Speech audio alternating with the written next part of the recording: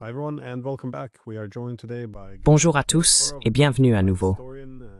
Nous sommes rejoints aujourd'hui par Gilbert Doctorow, historien, analyste des affaires internationales et également auteur de livres tels que The War Diaries et The Russia-Ukraine War. J'ai tendance à être plus pessimiste que vous quant à l'avenir de cette guerre et à la possibilité d'aboutir à un règlement pacifique. Mais j'ai été quelque peu frappé par un certain optimisme avec cette récente rencontre. Il s'agit de Witkov se rendant à Moscou. Encore une fois, toute personne familière des relations OTAN-Russie au cours des 30 dernières années sait probablement que la tromperie a été un élément clé. Mais ce que nous avons vu, c'est que l'échéance a expiré. Ce qui avait commencé comme un délai de 50 jours est ensuite devenu un délai de 10 jours. Et au lieu d'envoyer des armes et des sanctions, du moins pour l'instant, avec Witkov se rendant à Moscou et ses homologues, nous assistons à une rencontre entre Poutine et Trump. Comment interprétez-vous ce développement rapide? Pensez-vous qu'il se soit passé quelque chose en coulisses, ou s'agit-il simplement de bruit?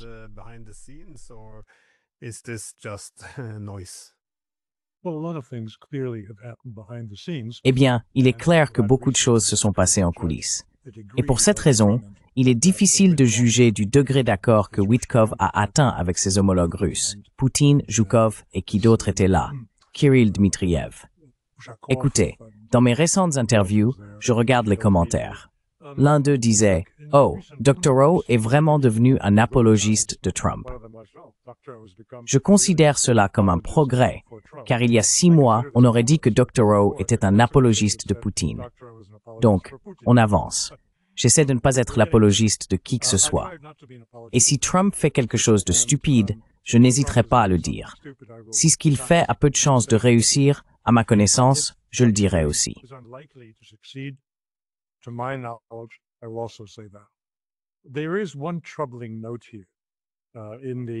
Il y a un point préoccupant dans les brèves informations qui ont été diffusées concernant ce qui a été discuté et la manière dont les préparatifs sont en cours pour la rencontre Trump-Poutine dans un avenir proche, c'est-à-dire peut-être dès la semaine prochaine. Ce qui me dérange, c'est l'idée que Zelensky aurait été invité, car cela va à l'encontre de ce que j'avais compris comme étant le signe d'espoir issu des discussions entre Witkov et Poutine. Le signe d'espoir était que les discussions iraient bien au-delà des détails de la crise ukrainienne. Les territoires que chaque camp conserverait ou devrait céder, la question de l'Ukraine et de l'OTAN et tout le reste.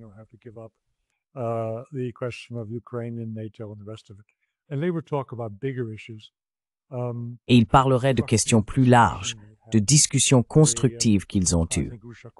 Je crois qu'Ushakov a dit qu'il y avait une probabilité de discuter de coopération stratégique. Eh bien oui, cela intéresserait certainement les Russes et rapprocherait M. Poutine de M. Trump. Mais M. Zelensky n'a absolument pas sa place dans ce contexte. Donc si Zelensky devait effectivement être invité, cela remet en question le premier point.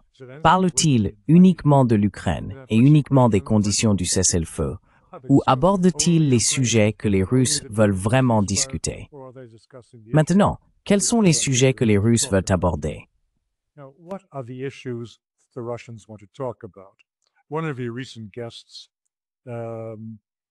L'un de vos invités récents a avancé quelques idées, et il est bien informé. Je dirais qu'il est probablement un centriste au sein de l'establishment de la politique étrangère américaine. Et il disait, oui, il parlerait de coopération dans l'Arctique, et il discuterait de la levée des sanctions et de la réintégration de la Russie dans le monde plus large, le monde occidental. Parce que, comme il l'a dit, les Russes en général se considèrent comme des Européens, comme faisant partie de la civilisation occidentale, et ils sont très déçus d'être exclus de ce contexte, de cet endroit où ils estiment avoir leur place à cause des sanctions qui sont provoquées par la guerre.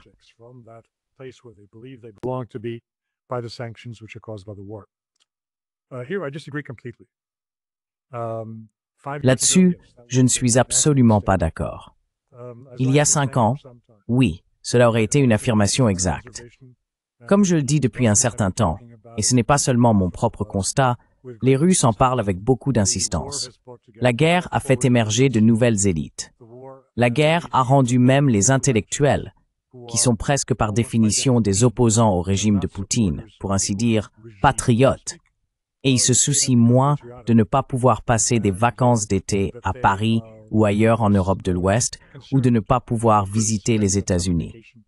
Donc s'ils pouvaient revenir, ce serait avec beaucoup d'histoires à raconter à leurs amis.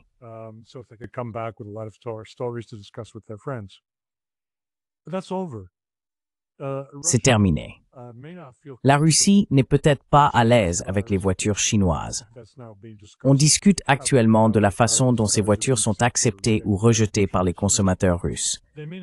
Les Russes ne se sentent peut-être pas non plus à l'aise à l'idée de passer des vacances d'été sur les nouvelles plages touristiques de la Corée du Nord.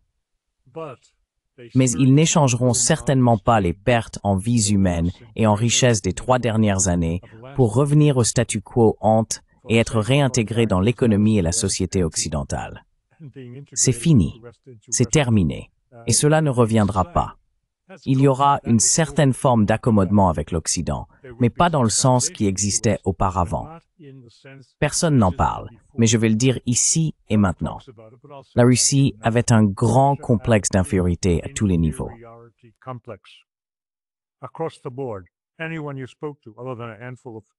À l'exception d'une poignée de super-patriotes, toute personne à qui vous parliez avant cette guerre ressentait principalement en Russie. Nous ne savons rien fabriquer. Cela me ramène à la fin des années 1990. Je me souviens d'un chauffeur de taxi très intelligent qui conduisait ma femme et moi dans le centre de Saint-Pétersbourg.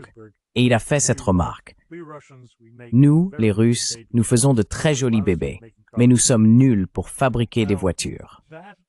C'était une opinion largement répandue, et je pense que ces 3 dernières années, avec la réindustrialisation de la Russie, la substitution aux importations et la reprise des entreprises occidentales par des entrepreneurs russes ou par l'État russe, produisant pratiquement les mêmes produits sous un autre nom, ont tout changé. La Russie ne produisait pas de fromage auparavant. C'est ridicule. Ils ne produisaient pas de fromage.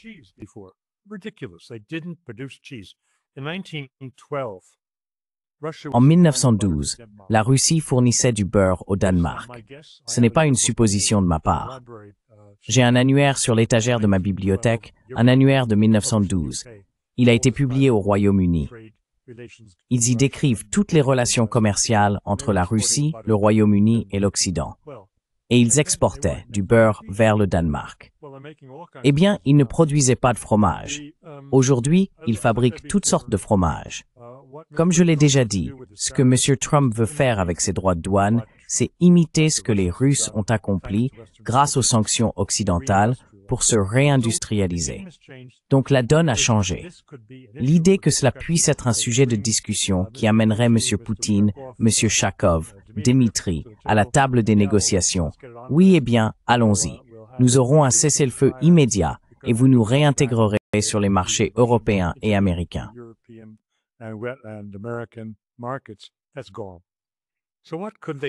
C'est fini. Alors, de quoi pourrait-il parler? Quelle est la grande question qui aurait pu convaincre la Russie, M. Poutine et ses proches conseillers, qu'ils devraient rencontrer Trump maintenant? Qu'est-ce que M. Vitkov aurait pu apporter avec lui? Eh bien, je pense qu'il devait aborder les questions fondamentales. Ce qu'il aurait pu faire pour rendre l'ensemble acceptable pour toutes les parties, y compris les Ukrainiens, s'ils sont forcés, et les Européens, c'est de parler d'une mise en œuvre progressive de ce qui est essentiellement la solution russe, et de la présenter de manière à ce qu'elle ne ressemble pas à ce qu'elle est réellement, c'est-à-dire une reddition virtuelle. Une reddition virtuelle n'est pas acceptable pour l'OTAN, ce n'est pas acceptable pour les États-Unis. Trump sera vilipendé s'il ne fait rien pour rendre l'accord plus attrayant et donner l'impression qu'il maîtrise la situation.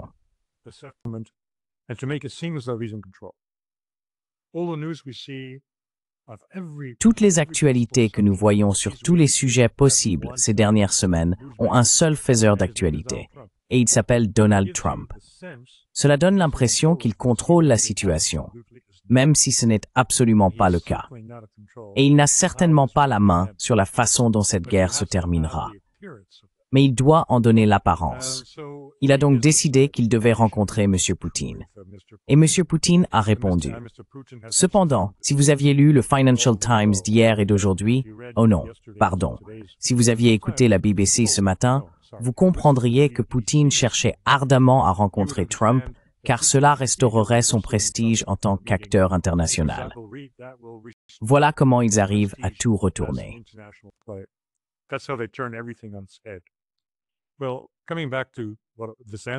Eh bien, pour revenir à la réponse à votre question, j'ai été un peu long, mais la réponse à votre question est que les Américains ont probablement proposé une mise en œuvre progressive. Première étape, deuxième étape, troisième étape, ce qui permet de s'asseoir et de négocier. Le résultat final sera très conforme aux exigences des Russes, qui ne sont pas maximalistes.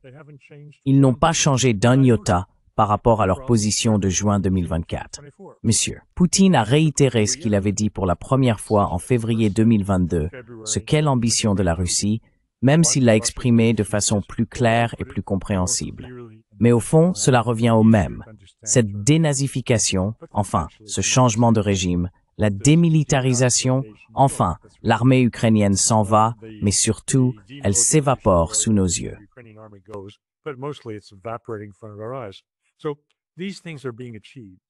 Donc ces choses sont en train d'être réalisées, et maintenant ils veulent les codifier, mais ils ne peuvent pas le faire en une seule session, ce serait trop terrible pour l'Occident.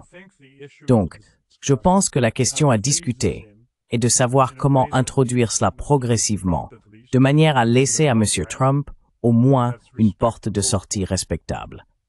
Et les Européens peuvent aller au diable. Ils devront s'accommoder de tout ce sur quoi les Américains et les Russes s'entendront, car ils n'auront plus d'armes à fournir à l'Ukraine, et l'Ukraine sombrera. Voilà donc ce que je vois venir. Une discussion sur le calendrier pour satisfaire les désirs des Russes, leurs exigences pour un traité de paix.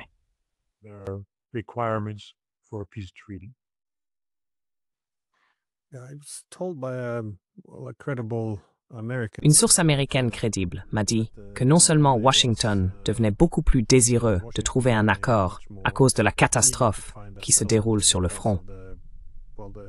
On dirait qu'un effondrement total pourrait se produire d'une minute à l'autre ou dans les prochains mois.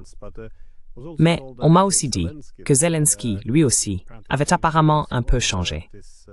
Alors qu'auparavant, il se voyait comme un nouveau Churchill qui ramènerait la gloire de l'Ukraine et vaincrait la Russie, tout cela commence maintenant à s'estomper. Et si les Américains lui présentaient quelque chose et le mettaient sous pression, il signerait probablement. Donc, encore une fois, ce n'est pas une certitude. Et en effet, les Russes demandent beaucoup. Mais maintenant, ce conseiller du Kremlin, Yuri Ushakov, a fait la une en affirmant que les Américains avaient présenté une proposition qui, selon lui, semblait acceptable pour Moscou. Je n'avais jamais entendu ce genre de discours auparavant.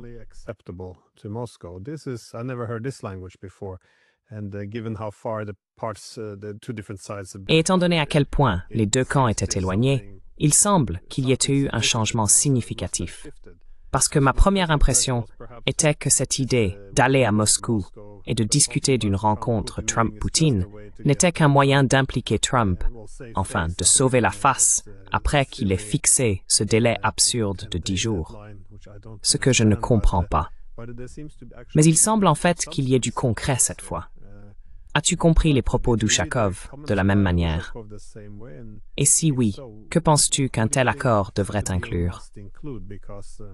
Parce que, encore une fois, les Russes ne vont pas, après 30 ans de lutte autour de l'architecture de sécurité européenne et plus de 3 ans à perdre des hommes sur le front, alors qu'ils sont enfin au seuil de la victoire, tout abandonner d'un coup. Je suppose qu'il y a une raison pour laquelle ils peuvent avancer de telles exigences strictes. Alors, selon toi, qu'est-ce que cet accord auquel Ushakov fait référence pourrait contenir?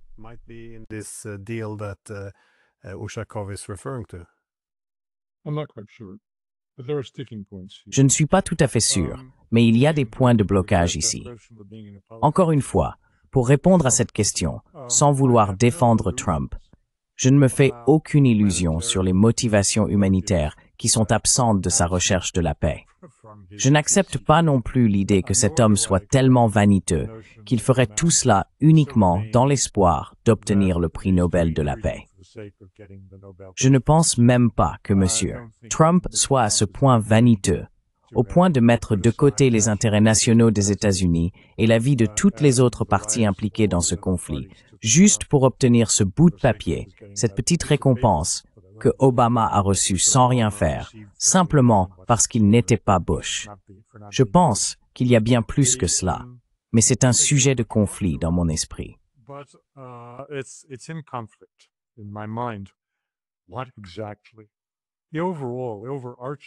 Quoi exactement?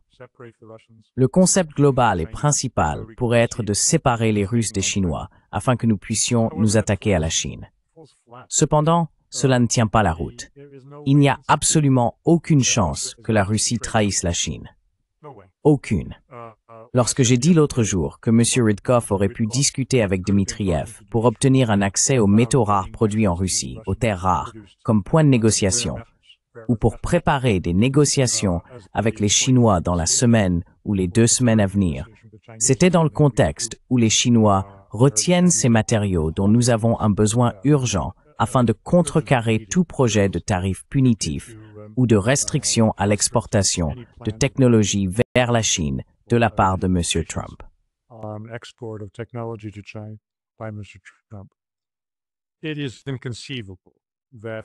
Il est inconcevable que M. Poutine accorde un accès libre aux terres rares russes simplement pour contrarier la Chine. Cela est exclu. Alors, qu'espère exactement accomplir M. Trump? Étant donné que la Russie et la Chine sont inséparables, je ne suis pas certain. Nous devons donc regarder un peu plus loin. Et je ne pense pas que M. Trump ou ses conseillers ignorent cette réalité. J'ai également évoqué la question du calendrier, en revenant sur la raison pour laquelle il s'agit de 10 jours ou 50 jours, parce que le 3 septembre est une date inopportune. C'est trop proche de la commémoration de la fin de la guerre du Pacifique lors de la Seconde Guerre mondiale. Les célébrations du 80e anniversaire auront lieu à Pékin, où M. Trump, vraisemblablement, souhaite ardemment être invité. C'est possible.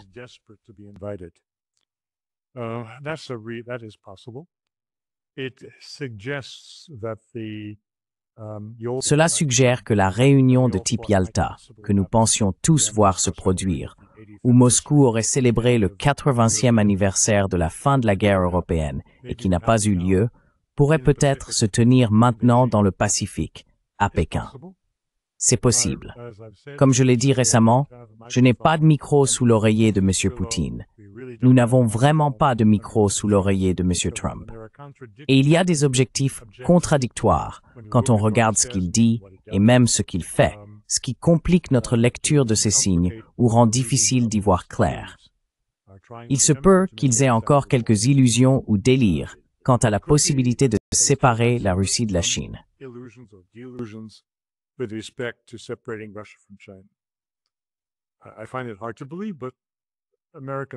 J'ai du mal à y croire, mais les Américains peuvent être particuliers. Qu'est-ce qui pourrait bien leur passer par la tête? Qu'est-ce qu'ils pourraient utiliser d'autre pour parvenir rapidement à un compromis avec M. Poutine sans donner l'impression d'avoir perdu la guerre?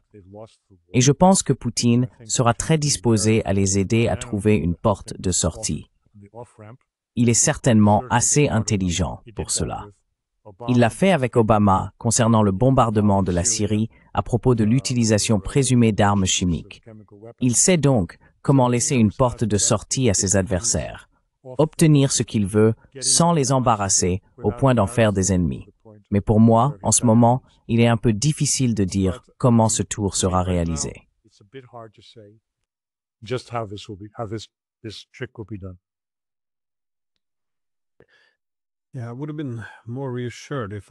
Oui, j'aurais été plus rassuré si j'avais entendu parler de l'architecture réelle de la sécurité européenne, car jusqu'à présent, il y a eu trop de références à un cessez-le-feu inconditionnel. Et Trump, dans son discours, je veux dire, il y a une contradiction. Son discours présente toujours cela comme s'il s'agissait d'une guerre entre l'Ukraine et la Russie, ce qui pose problème pour les efforts de paix si cela exclut le rôle de l'OTAN et des États-Unis. D'un autre côté, il qualifie la guerre de Biden, que Biden aurait commencé en poussant l'OTAN. Donc, ce n'est pas très cohérent.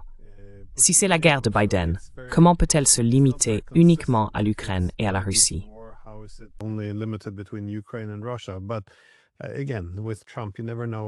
Encore une fois, avec Trump, on ne sait jamais ce qui relève simplement du bruit et ce qu'il sait réellement. Je me demandais cependant, comment tu interprètes ces propos? Si tu penses que Trump est mal informé, soit délibérément, soit simplement par ignorance de la part de ses conseillers. Parce qu'on entend de sa part des commentaires comme « Je crois qu'il a dit qu'il y a 20 000 Russes qui meurent chaque mois », ce qui n'a aucun sens d'aucune manière. C'est assez extravagant.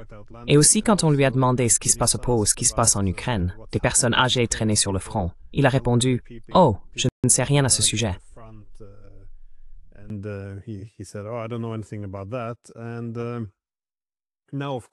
Et maintenant, bien sûr, en fixant ce délai dès le départ, le délai de 10 jours, s'il sait que la Russie considère cela comme une menace existentielle, qu'elle est prête à se battre jusqu'au bout, pourquoi penserait-il qu'il capitulerait maintenant?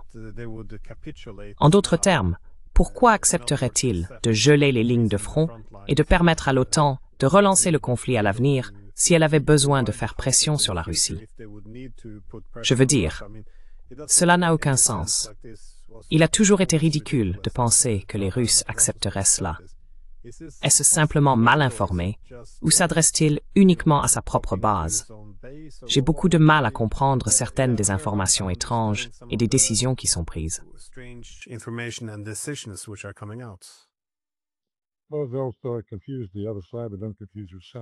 Eh bien, ils vont semer la confusion chez l'adversaire. Mais ne te trompe pas toi-même. Je partirai du principe qu'il n'est pas confus et que toutes ces déclarations confuses et souvent très bizarres qu'il fait sont intentionnelles, ou bien une démonstration de son mépris pour la presse et pour ses opposants, qui sont les éléments les plus bruyants de la société en général. La majorité silencieuse ne dit pas grand-chose. Ses opposants parlent beaucoup, sont très entendus, et ce qu'ils disent est relayé par les médias. Il y a des contradictions ici, et je pense qu'il est bien trop tôt pour que nous puissions présenter clairement ce qui va se passer lors de la réunion. Quel en sera le résultat attendu? Ou pourquoi les Russes auraient accepté cette rencontre alors que cela va à l'encontre de toutes leurs règles?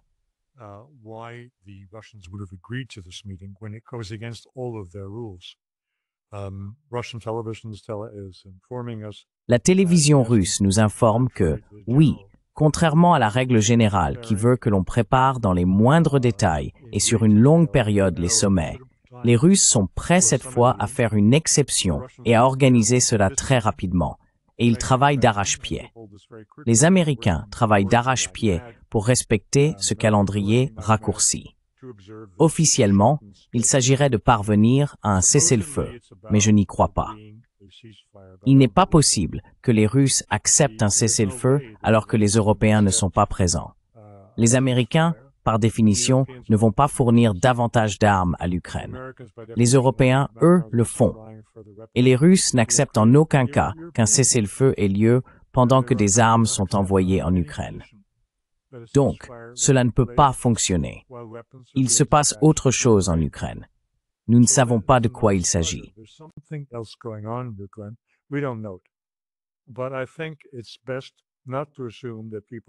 Mais je pense qu'il vaut mieux ne pas supposer que les gens sont mal informés ou qu'il y a une quelconque malveillance parmi les conseillers de Poutine ou de Trump, ou je devrais dire, même de Poutine. Un ancien économiste très connu, ayant occupé un poste de haut niveau dans la politique américaine, insiste sur le fait que M. Poutine est trompé et induit en erreur par ses conseillers. Je pense qu'il serait prudent d'attendre et de voir ce qui se passera lors de cette réunion. Mais il y a clairement des contradictions dans la structure de la réunion que je viens de souligner. Comment peut-on s'accorder sur un cessez-le-feu alors que les Européens ne sont pas présents? La seule personne à avoir souligné la nécessité de la présence européenne est Orbán, qui a déclaré hier que Merz et le Français Macron devrait se rendre à Moscou maintenant, ou après la rencontre entre Trump et Poutine, afin de présenter la position européenne à Moscou, car les institutions de l'Union européenne en sont totalement incapables.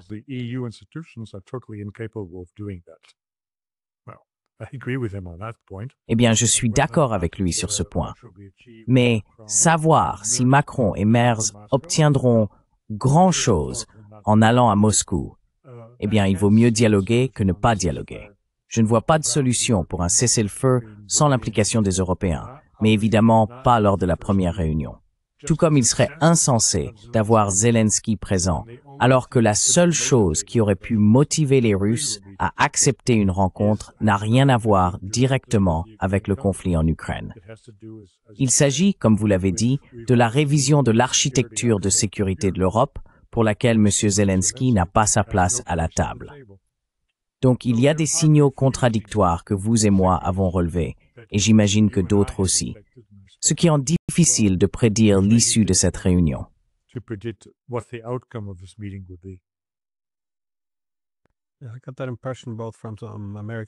J'ai eu cette impression à la fois de la part de certains Américains et de certains Russes qu'il faut d'abord mettre en place les grands éléments, c'est-à-dire l'ordre de sécurité européen, ce qui revient essentiellement à la relation entre les Américains et les Russes. Et ensuite, une fois que cela est réglé, la question ukrainienne pourra être résolue. Il s'agit donc de traiter les choses dans le bon ordre. On m'a également dit que Moscou et Washington partageaient la même vision des Européens. Oui, il faut les inclure, mais seulement après que les décisions ont été prises. Et puis, vous savez, si vous parvenez à obtenir un accord entre Washington et Moscou, puis à faire adhérer Kiev, les Européens ne seront plus qu'une formalité, je suppose.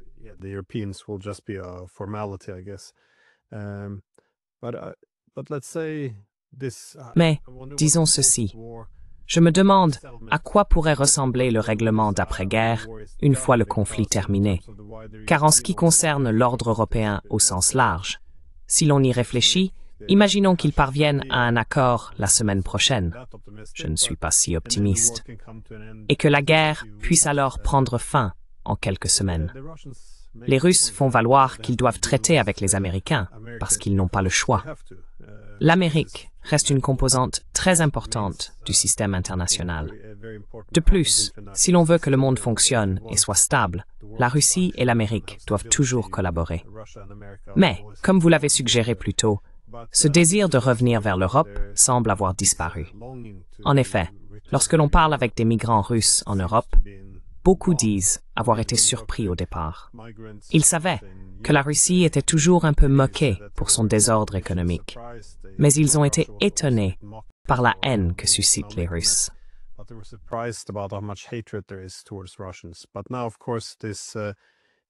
Mais aujourd'hui, bien sûr, ce complexe d'infériorité a plus ou moins disparu. J'imagine que c'est ce qui arrive quand on bat la Russie, l'OTAN sur le champ de bataille. Mais c'est aussi le sentiment d'admiration pour l'Europe qui s'est évanoui. Je veux dire, tout au long de la guerre froide. Oui, il y avait une certaine animosité envers les gouvernements occidentaux, comme on pouvait s'y attendre. Mais dans l'ensemble, il y avait une certaine admiration pour la façon dont la société était organisée. Les économies qu'ils avaient, les systèmes sociaux, les technologies. Il semblait y avoir une certaine morale ou des valeurs. Mais aujourd'hui, bien sûr, beaucoup de ces choses sont perçues comme en déclin. En effet, les guerres culturelles que nous connaissons, où tout doit être déconstruit, sont devenues une source de moquerie dans les médias russes. Je me demande simplement, à quel point, quel type de relation pensez-vous que les Russes souhaitent entretenir avec l'Europe une fois que cette guerre sera réellement terminée?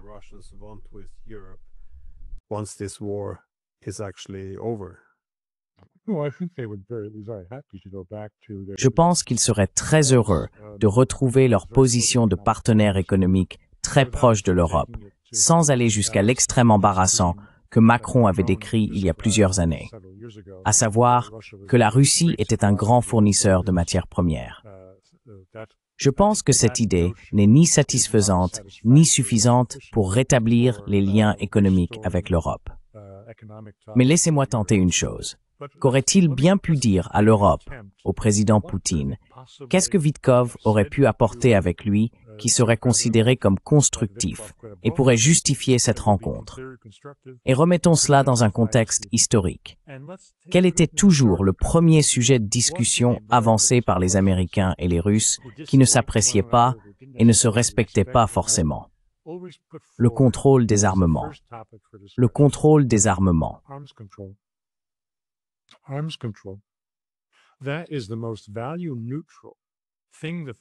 C'est le sujet le plus neutre qu'ils pourraient aborder la semaine prochaine, ce qui donnerait le ton pour résoudre tous les autres problèmes et recevrait l'acclamation méritée en Europe et aux États-Unis.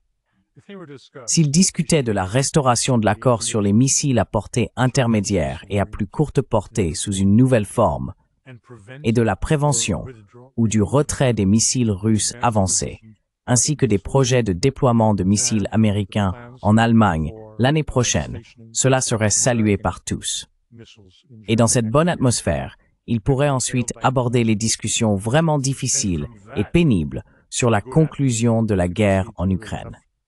Il pourrait donc y avoir quelque chose à dire qui est complètement exclu, mais personne n'en parle parce que tout cela nous a été tenu très secret, alors que cela ne devrait pas l'être.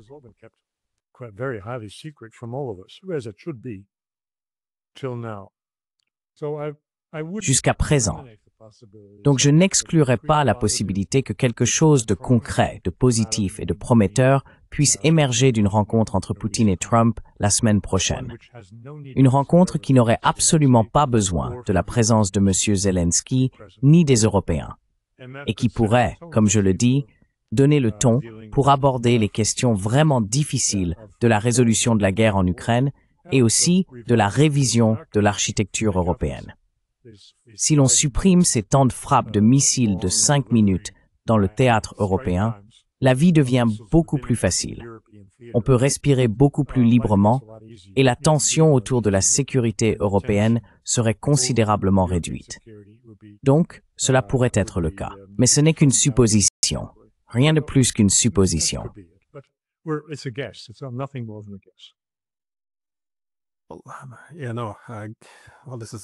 Eh bien, c'est un problème lorsque la diplomatie, bien sûr, se déroule à huis clos. Mais juste ma dernière question. Si cet accord de paix aboutit, s'ils parviennent réellement à traiter la question de l'architecture de sécurité européenne, qu'adviendra-t-il de l'OTAN?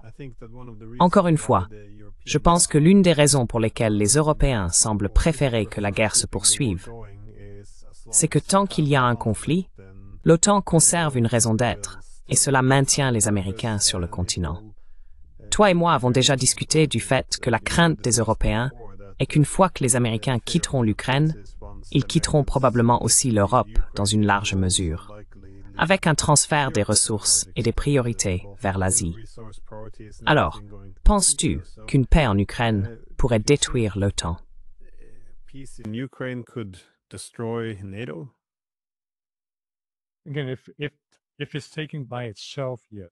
Encore une fois, si on le prend isolément, oui. Mais si on le replace dans un contexte plus large, comme je viens de le mentionner, rien que sur le contrôle des armements, ou aussi en ce qui concerne les nouvelles technologies et la limitation de la guerre par drone, la limitation de la guerre par l'IA et la robotique, la limitation de ces nouvelles technologies qui sont impressionnantes, effrayantes et alimentent l'anxiété de tous les côtés. Alors, ces autres questions, les questions traditionnelles de territoire, de droit linguistique et tout le reste, deviennent beaucoup plus faciles à gérer. Et l'OTAN est en train de s'effacer. C'est presque une réflexion secondaire, plutôt que la première préoccupation urgente, ce qu'elle est aujourd'hui pour les Européens. Donc je ne sais pas à quel point ces gens sont intelligents.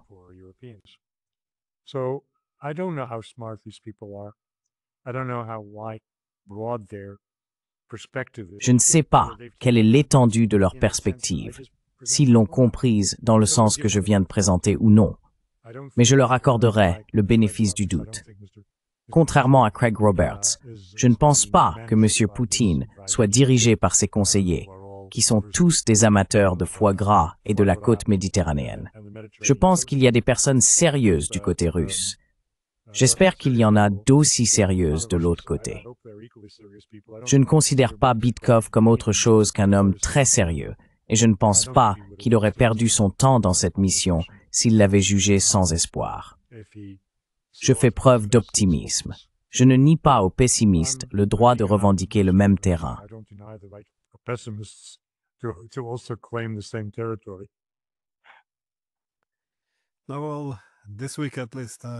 Eh bien, cette semaine au moins, nous sommes beaucoup plus proches de votre optimisme, car il semble y avoir un certain mouvement, ce que vous aviez également suggéré par le passé, qu'il se passe des choses en coulisses. Mais oui, comme vous l'avez dit auparavant, on vous qualifiait autrefois d'apologiste de Poutine. Maintenant, vous êtes un apologiste de Trump. Je pense que c'est l'un des problèmes plus larges auxquels nous sommes confrontés. Pendant les guerres, on constate toujours que si l'on n'est pas suffisamment, par exemple, anti-russe, alors on peut être accusé d'être pro-russe. Tout est tellement polarisé.